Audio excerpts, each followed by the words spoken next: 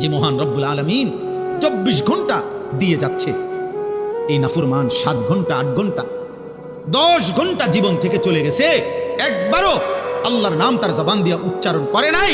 আরে তোর মতো নিকৃষ্ট জালেম নাফরমান কুত্তাও তো হয় না বেটা, কুত্তাও তো এরকম হয় না।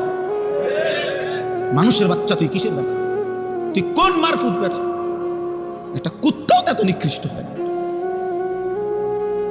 কিসের মানুষের বাচ্চা বেটা? নাফরমান একটা দিন পুরা চলে গেছে, একটা সেজদা নাই, একবার আল্লাহর নাম নাই, তুই মানুষের বাচ্চা বেটা?